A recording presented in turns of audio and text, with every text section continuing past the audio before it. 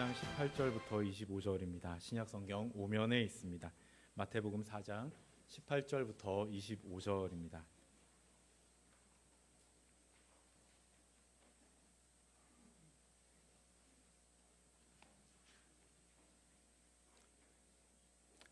갈릴리 해변에 다니시다가 두 형제 곧 베드로라 하는 시몬과 그의 형제 안드레가 바다에 그물 던지는 것을 보시니 그들은 어부라.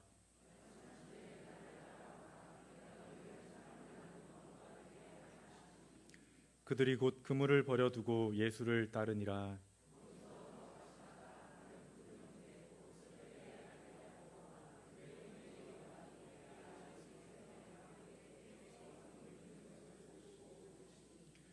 그들이 곧 배와 아버지를 버려두고 예수를 따르니라.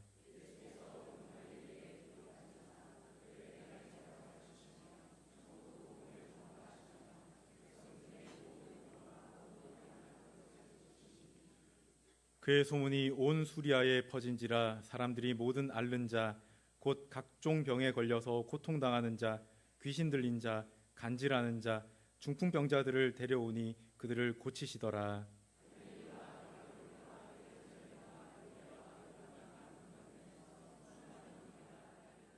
아멘. 여러분에게 은혜를 부어주시고 또 여러분의 영혼이 잘되게 해주셔서 영혼이 잘됨과 같이 범사가 잘되고 강건한 복이 넘치시기를 주님의 이름으로 축원합니다. 예수님 당시에 세 부류의 사람들이 있었습니다. 첫 번째 부류의 사람들은 예수님을 반대하는 반대자들이었습니다. 많은 유대인들이 예수님을 반대했습니다. 특히 당시의 종교 지도자들인 바리새인들, 서기관들 이런 사람들이 예수님을 함정에 빠뜨리려고 했고 죽이기로 모의를 했습니다. 마태복음 27장 1절을 보면 거기에서 예수를 죽이려고 함께 의논했다, 모의했다 그랬습니다. 이런 사람들이 옛날에만 있는 것이 아닙니다. 오늘날에도 예수님을 반대하는 그런 기독교 안티들이 참 많습니다. 기독교 자체를 싫어하는 거예요.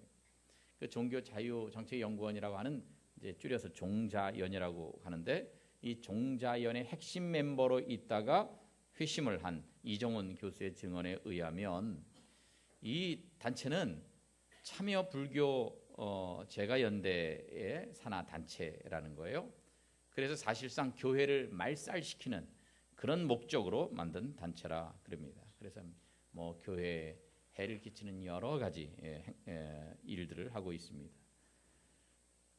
자세한 정보를 원하시는 분들은 검색어로 종자연 이정훈 교수를 검색하시면 동영상들이 무지 많이 나오는데 그걸 하나만 시청하시면 이 자세한 것을 아실 수 있을 것입니다. 이렇게 기독교 안티들도 주님을 반대하는 사람들입니다. 이렇게까지 적극적으로 반대하지는 않는다 할지라도 그래도 예수님을 믿으라 그러면 신경질을 내고 짜증내는 그러한 사람들도 있습니다. 예수 믿는 사람들을 핍박하고 괴롭히는 사람들도 있습니다. 이런 분들이 회개하고 예수님 믿는다면 참 다행이지만 그렇지 않는다면 멸망의 길로 갈 수밖에 없어요. 우리들은 이런 사람들을 위해서 기도하고 또 복음을 전해야 할 것입니다. 두 번째 부류의 사람들은 무리들입니다. 이 무리들 오늘 본문 25절 말씀해 보니까 수많은 무리가 따르니라 예수님을 따랐다 그랬어요. 이 사람들은 반대하는 사람들 아닙니다. 예수님을 따라가는 사람들입니다. 그러나 이 무리들과 구별되는 또 다른 세 번째 부류의 사람들이 있는데 그게 바로 제자들입니다. 이 제자도 예수님 따르고 무리도 예수님 따르는데 섞여 있는데도 불구하고 성경은 이 둘을 구분해서 표현을 합니다. 누가복음 7장에 보니까 이런 말씀이 있어요. 같이 읽어볼까요? 시작. 그 후에 예수께서 나인이란 성으로 가실새. 아멘. 제자와 많은 무리라고 구분해서 표현하신단 말이에요. 같이 따라가고 있는데도 불구하고 그만큼 성경은 제자와 무리는 별개의 존재로 그렇게 우리에게 가르쳐주고 있습니다. 그런데 이 제자 그러면 우리는 12제자를 생각을 하는데 12제자만 제자가 아닙니다. 마태복음 8장에 나오는 이 제자도 12제자는 아니지만 그러나 폭넓게 제자의 범주에 들어간 사람입니다. 또 엠마오로 가던 2명 중에 최소한 1명도 12제자가 아닌 것으로 보고 있습니다. 그 예수님을 믿고 따르는 사람들을 이렇게 넓게 제자라고 부르는 거예요. 그래서 12제자 말고도 70인 제자가 있었거든요. 그 외에도 더 많은 제자가 있었던 것으로 보여집니다. 사도행전 6장에 보니까 그때의 제자가 더 많아졌는데 12제자가 좀 더 많아졌다는 게 아니라 예수님을 진실히 믿는 사람들이 더 많아졌다 그런 뜻입니다. 사도행전 9장에 보면 다비다라고 하는 여제자가 나옵니다.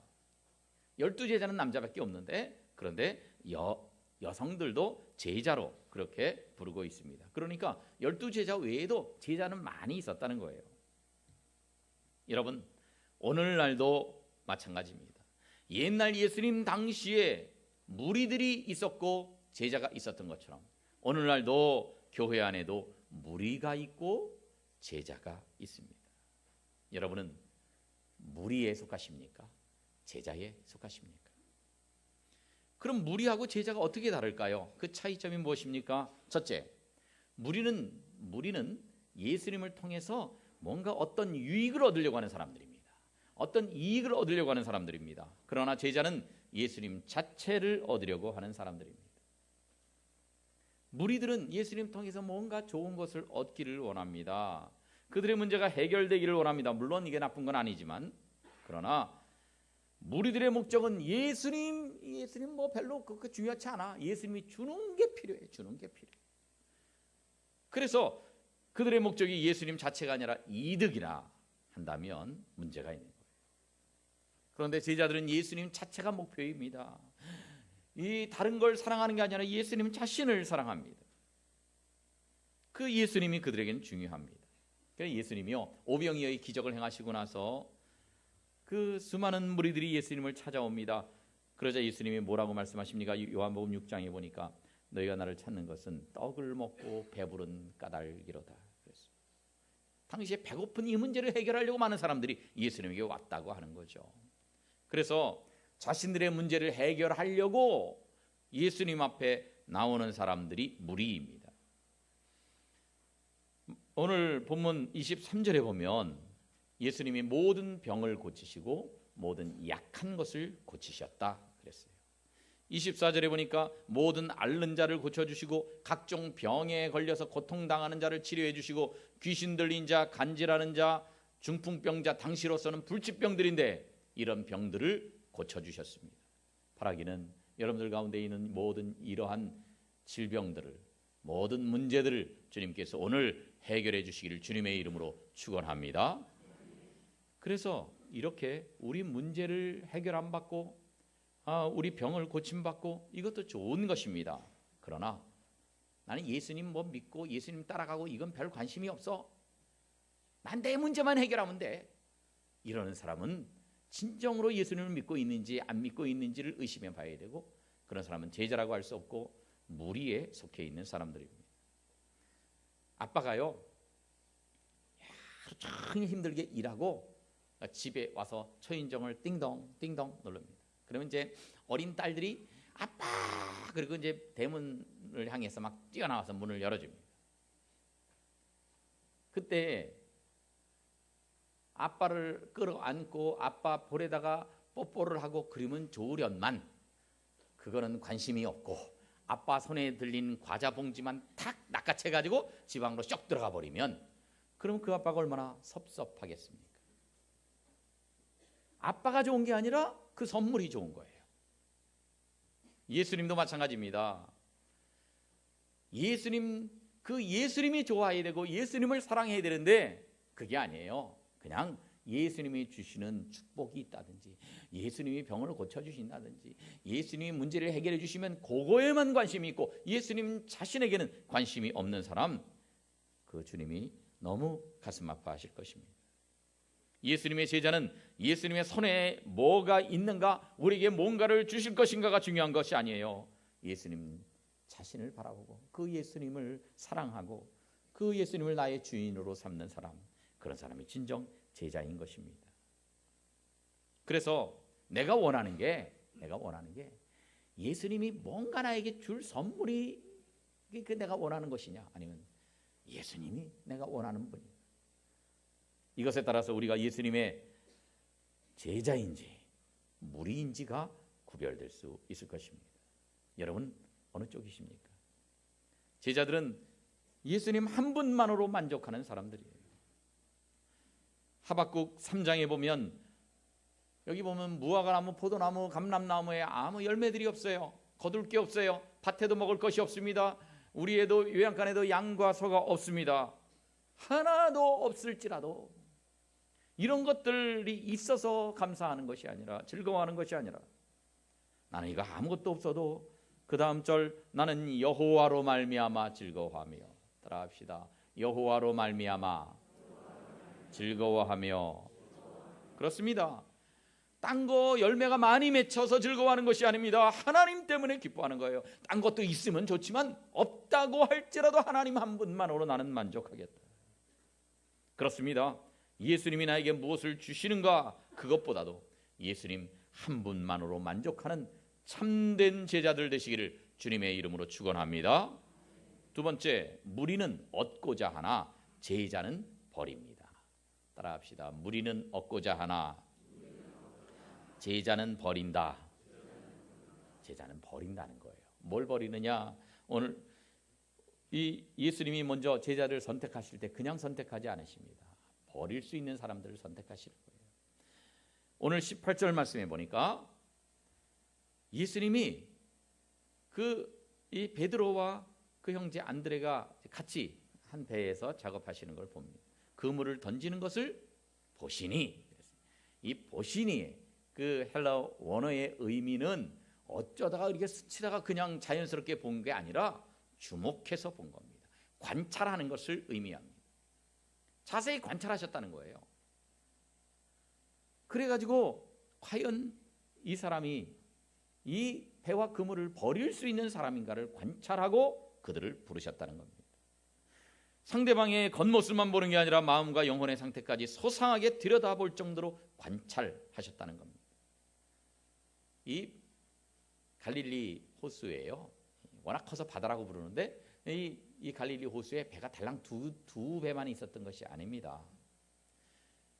당시의 역사가 요세푸스의 기록에 의하면 이때 당시는 240척의 배가 있었다는 거예요. 물론 조그만 배입니다만은 그렇게 그 배들이 이렇게 많은데 그 중에 단 2배만 가서 예수님이 선택해서 꾸르신 겁니다. 베드로와 안드레가 함께 일하고 있는 조그만 배, 그 다음에 야고보와 요한이 함께 일하고 있는 배를 찾아가셨습니다. 그래서 그들을 부르신 겁니다. 많은 무리 중에서 요 단 4사람만을 제자로 선발하신 것입니다. 왜요? 다른 사람은 버릴 수 없거든요. 어부가 그물을 버릴 수 없거든요. 어부가 배를 버릴 수 없거든요. 버릴 수 있는 사람을 제자로 선발하신 것입니다. 자기를 희생할 수 있는 사람을 관찰해서 찾아내신 것입니다. 그랬더니 예수님이 가서 나를 따라오너라, 내가 너희를 사람을 낚는 어부가 되게 하리라 말씀하셨더니 20절에서 이들이 어떻게 합니까? 같이 읽어보겠습니다. 시작. 그들이 곧 그물을 버려두고 예수를 따르니. 아멘. 그물을 버렸어요. 어부가 그물을 버렸다는. 또 뭐 조금 후에 보면 이제 요한과 야고보는 또 배까지 버려요. 이거는 생업을 포기했다는 정도의 뜻이 아닙니다. 우리가 예수님을 따라가려면 우리 생업을 진짜 포기해야 되느냐? 그거는 아니에요. 생업을 포기하는 것이 아닙니다. 그물을 버렸다고 하는 것은 지금까지 살아왔던 과거의 삶을 버렸다고 하는 것을 의미하는 겁니다. 지금까지의 가치관, 지금까지의 생활 방식을 이제는 새롭게 바꿨다 하는 것을 의미하는 것입니다. 그렇습니다. 우리가 제자가 된다면 지금까지 살아온 과거의 삶을 버려야 되고, 지금까지의 낡은 가치관도 버려야 되고, 지금까지의 생활 방식도 버려야 돼요. 여러분은 예수님 믿고 나서 그물 같은 것을 버려야 되는데 여러분이 버린 것은 과연 어떤 것이 있습니까? 내가 예수 믿기 때문에 포기한 것이 있다면 과연 그것이 무엇입니까? 무엇을 포기하셨습니까? 주의를 지키기 위해서 포기한 것이 무엇이고, 예배 드리기 위해서 포기한 것이 무엇입니까? 사도 바울은요, 다 포기했다고요. 다 포기했어요. 빌립보서 3장에 보니까 주 예수 그리스도를 아는 지식이 가장 고상하기 때문에 그 예수님을 얻기 위해서는 모든 것을 잃어버리고 뭘로 여겼다고요? 배설물로 여겼다는 거예요. 모든 것을 잃어버렸어요. 그래서 누가복음 14장에서 예수님이 이렇게 말씀하십니다. 너희 중에 누구든지 자기의, 그다음 빨간 글씨만 같이 읽어봅니다. 시작. 모든 소유를 버리지 아니하면 능히 내 제자가 되지. 모든 소유를 버려야 예수님의 제자가 된다는 거예요. 이게 여러분 얼마나 시험거리입니까? 모든 소유를 다 버리라는 거예요. 소유가 이만큼 있으면 이만큼만 버리라 그러면 할 수 있겠는데 모든 소유를 다 버리라는 겁니다. 그래야 제자가 될 수 있다는 거예요. 그럼 이거 여러분 중에 제자가 될 수 있는 분이 있습니까? 여러분의 모든 소유를 다 버려야 된다는데 가능하시겠어요? 나는 내 모든 소유 다 버리고 예수님의 제자가 되겠습니다 하는 분은 힘차게 오른쪽 엄지발가락을 까딱까딱 해보세요. 이거 정말 쉬운 게 아니거든요. 그러면 이런 누가 제자가 될 수 있을 것인가요? 그런데요, 예수님은 천국에 관해서 말씀하시면서 마태복음 13장에서 이렇게 말씀하십니다. 천국은 마치 뭐와 같다? 밭에 감추인 보화와 같다. 사람이 남의 밭을 이렇게 대신 경작을 해주는데, 그런데 거기에 밭을 가는데 뭔가 묵직한 게 걸려요. 파봤더니 엄청난 보화가 들어있어요. 그건 주인 것도 아니고, 옛날에 어떤 사람이 그냥 몰래 파묻어버리고 그 사람도 죽었는데 전혀 주인이 없어요. 그러면 이걸 다시 덮어두고 자기 소유를 다 팔아가지고 그 밭을 사지 않겠느냐, 그 말씀이에요. 이건 실제로 이런 식으로 재산을 분리라고 하는 그런 말씀이 아니라 이건 천국에 관해서 말씀하시는 거예요. 천국은 이렇게 밭에 감추인 보화 같아서 우리가 이 땅에서 갖고 있는 모든 것과 비교할 수 없다는 거예요. 이 땅에 있는 모든 것을 다 버릴지라도 천국을 소유하는 것이 최고다는 거예요. 그게 엄청난 복이다, 그걸 말씀하시는 겁니다. 그래서 자기의 소유를 다 팔아서 그 밭을 샀다 그랬어요.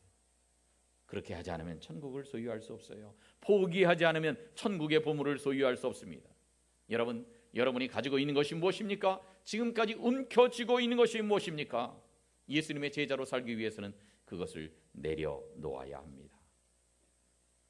그물을 내려놓아야 예수님의 제자가 될 수 있습니다. 그런데 오늘 본문 20절에 보니까 그들이 곧 그물을 버렸다. 곧 금방 즉시 순종을 했다는 겁니다. 이 사람들은 예수님을 따르는데 주저하지 않았습니다. 핑계대지 않았습니다. 우물쭈물하지 않았습니다. 버릴 것이라면 곧 버려야 되는 거예요. 곧 버려야 돼요. 주저하다가 시간 끌다가 기회를 놓칠 수 있습니다.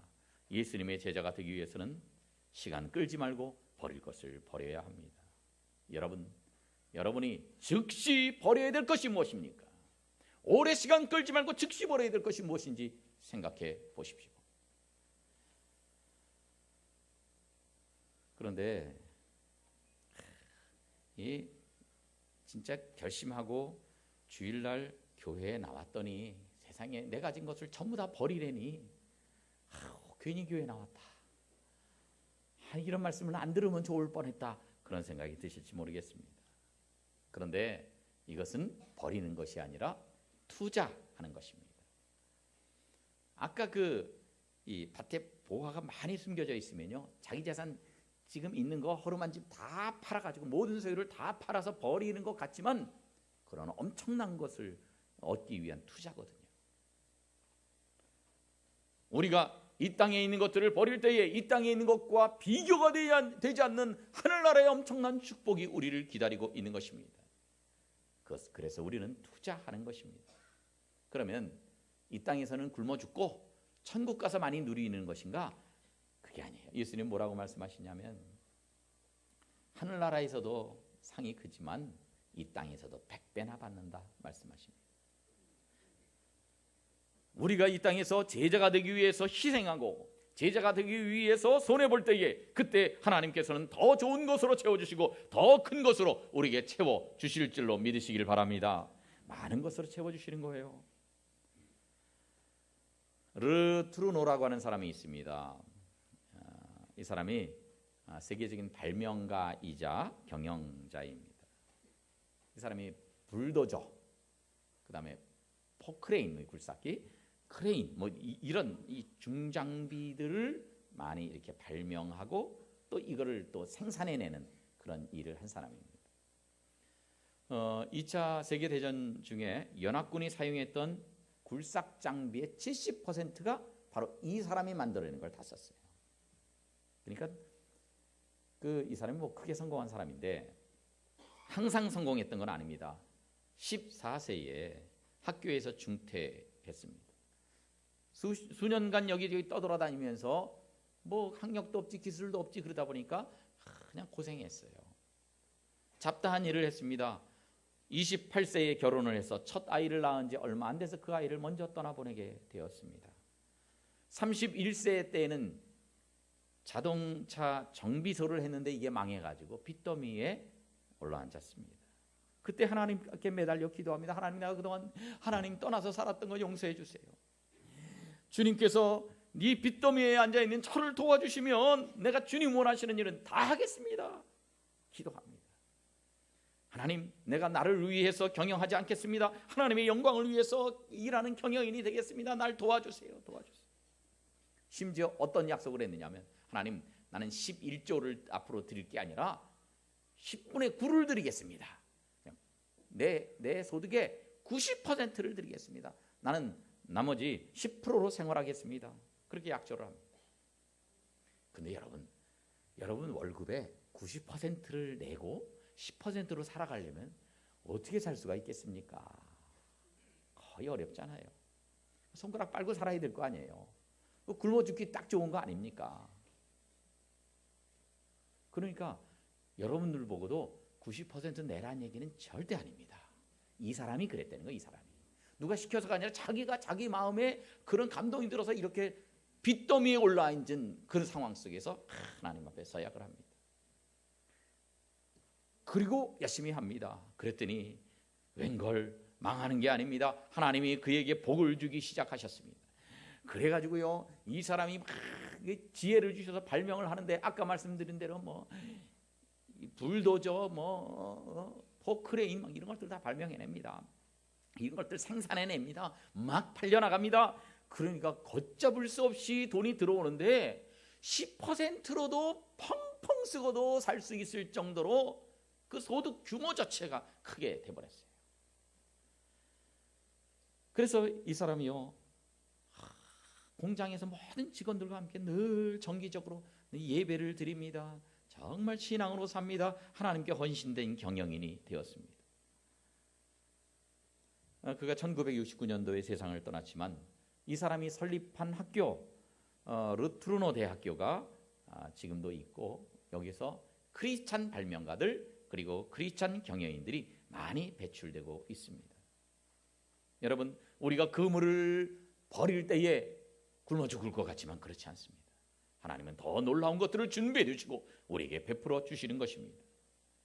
단지 우리가 어디에 투자할 것인가, 잠시 있다가 없어질 것에 투자할 것인가, 영원한 것을 위해서 투자할 것인가, 이것에 따라서 우리는 무리의 반열에 서 있을 수도 있고 제자의 반열에 서 있을 수도 있습니다. 버릴 것을 버려야 된다면 망설이지 말고 곧 버려서 더 많은 것으로 채워주시는 하나님의 놀라운 신비를 경험하는 여러분 되시기를 주님의 이름으로 축원합니다. 마지막으로, 무리는 예수님 보고 따라오라 그러지만 제자들은 예수님을 따라갑니다. 무리는 예수님 보고 따라오라 그래요. 예수님은 이쪽으로 가시겠다 그러는데, 아이 나는 싫어요. 나는 이 길 갈 거예요. 그러면서 인생의 방향을 자기가 원하는 대로 가요. 나는 이 길로 갈 거예요. 그러니까 예수님 따라오면서 날 도와주세요. 그 얘기예요. 내가 하는 일 도와주세요.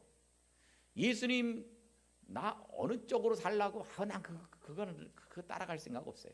내 마음대로 갈 테니까 날 따라오면 도와주세요. 이게 무리입니다. 그런데 제자는 그렇지 않습니다. 나는 이쪽으로 가고 싶어도 주님이 이쪽으로 가시면 그 길을 따라가는 사람, 내 길을 포기하고 내 생각에는 이 길이 좋은 것 같아도 그것을 포기하고 예수님 따라가는 사람, 그 사람이 제자란 말이죠. 마태복음 4장의 20절 오늘 본문 말씀에 보면 그들이 곧 그물을 버려두고 예수를 어떻게 했다고요? 따르니라. 예수님을 따라갔어요. 여러분, 따라간다는 것이 무엇입니까? 따라간다는 것에 대해서 예수님이 이렇게 정의를 하셨습니다. 누가복음 9장 23절에서 이렇게 말씀하십니다. 같이 읽어보겠습니다. 시작. 또 무리에게 이르시되 아무든지 나를 따라오려거든 자기를 부인하고 날마다. 아멘. 나를 따라온다는 건 뭔 뜻이냐?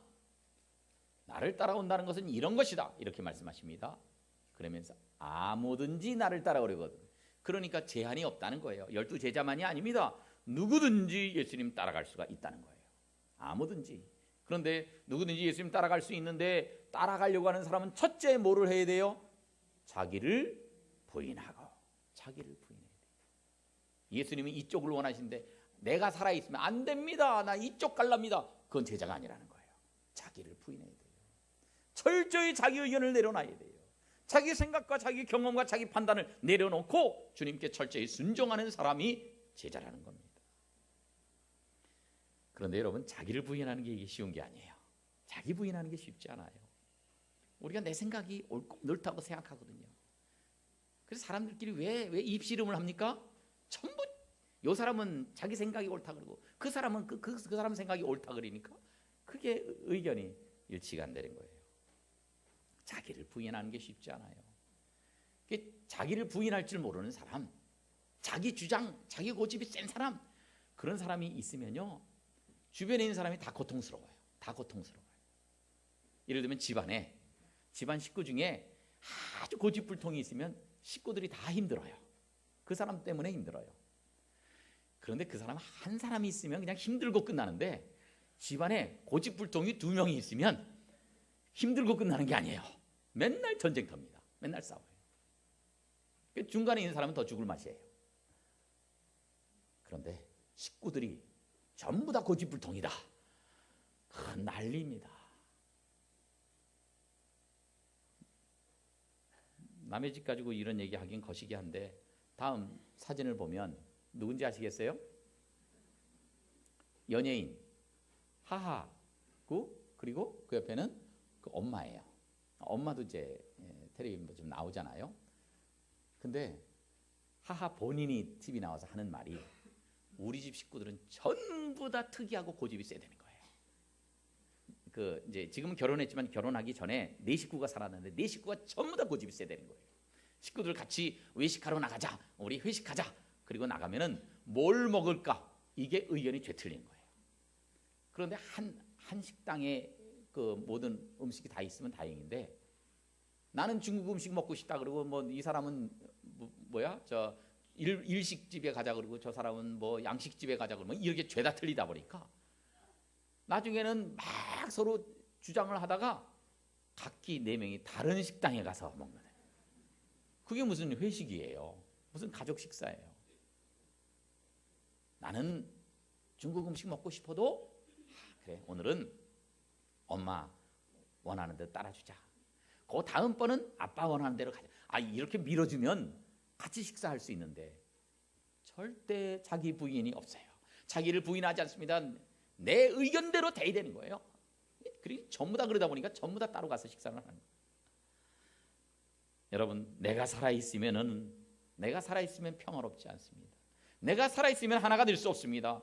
내 의견과 내 판단을 고집하면 그러면 시끄러워질 수밖에 없는 것입니다.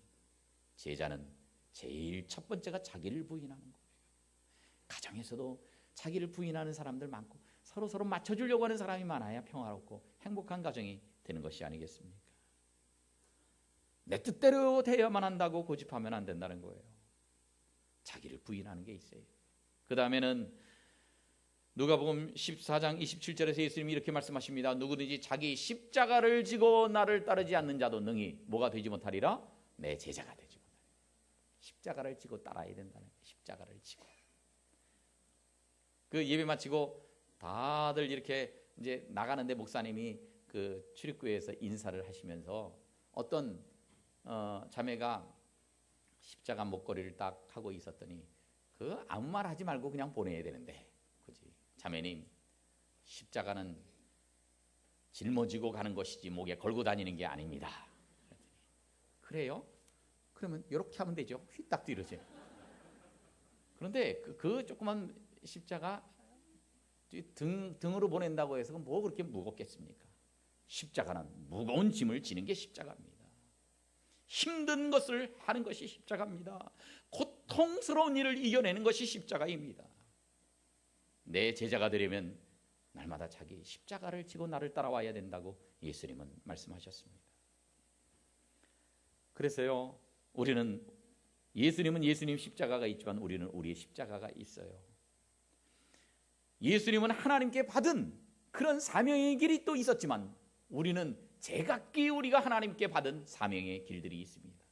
그 사명의 길은 아주 쉽지 않습니다. 교회에서 이런저런 봉사하는 분들이 있거든요. 그 봉사하는 분들이 다 힘들어요. 어떤 분은 주방에서 막 일을 하면서 성도들 먹이기 위해서 애쓰고 그렇게 고생하는 분들도 있고, 어떤 분들은 주차 안내해 가면서 막 그렇게 수고하는 분들도 있고, 어떤 분은 아이들 가르치느라고 수고하는 분들 있고, 어떤 분들은 찬양대 준비하고 연습하고 와서 또 찬양대 쓰고 이렇게 수고하는 분들도 있고요. 그 외에도 이 모양 저 모양으로 수고하는 분들 많습니다. 나름대로 고충이 있습니다. 나름대로 힘듭니다. 그러나 힘들어야 십자가입니다. 때로는 이 짐이 무겁고 이거 벗어버리고 싶지만, 그러나 이 십자가를 잘 져야, 그래야 주님께서 기뻐하시고 내가 내 제자다, 그렇게 말씀하실 것입니다. 십자가를 지고 주님 뒤를 따라가는 것, 그것이 제자의 길입니다. 다음 여기 그림에 나오는 이 책이 Not a Fan이라는 책인데, 여기 보면 예수님의 제자는 세 가지가 없어야 된다고 이 책에서 말을 합니다. 첫째, 남김없이. 둘째, 후퇴 없이. 셋째, 후회 없이. 세 가지가 없어야 된다는 거예요. 우리가 정말 주님을 위해서는 우리 있는 모든 힘을 남김없이 다 기울여야 됩니다. 그리고 후퇴하지 말아야 됩니다. 봉사하고 헌신하다가 후회하고 중간에 때려치면 안 됩니다. 이렇게 우리가 제자의 길을 계속해서 십자가를 지고 걸어가야 합니다. 그런데 난 싫어, 난 편하게 살래, 교회 와서 봉사하는 거 귀찮아, 그러니까 딴 사람들은 봉사하라, 그리고 나는 안 하고 편하게 신앙생활만 할래, 이런 분들은 제자가 아니라 무리에 속해 있는 것입니다. 주님은 오늘도 우리에게 따라오라고 말씀하십니다. 제자가 되라고 말씀하십니다. 따라오라고 말씀하실 때에 문제는 내가 즉시 버릴 것을 버려야 되는데 버리지 못하는 게 문제입니다. 여러분, 내가 지금 무리의 반열에 서 있습니까? 제자의 반열에 서 있습니까? 무리의 반열에서 적당히 머뭇거리고 있는 것이 더 편해 보일 수 있습니다.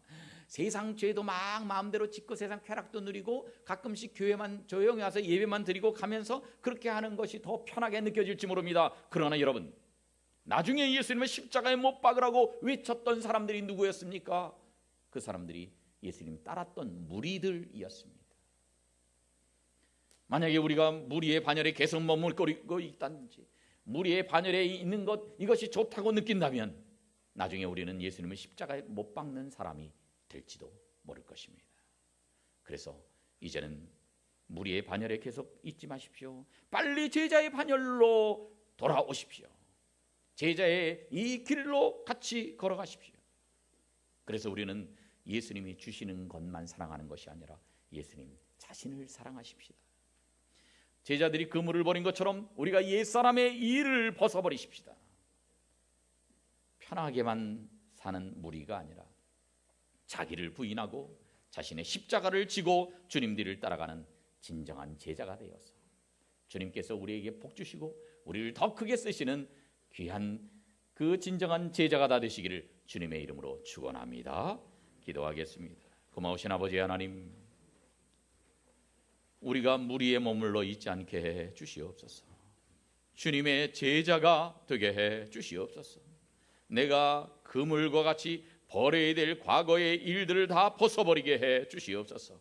나 자신을 부인하게 하여 주시고 내 십자가를 지고 날마다 주님 뒤를 따라가는 진정한 제자가 되어서 주님이 우리를 제자로 인정하시고 칭찬하시는 복된 삶을 살아가는 저희들 다 되게 해 주시옵소서. 예수님의 이름으로 기도하옵나이다. 아멘.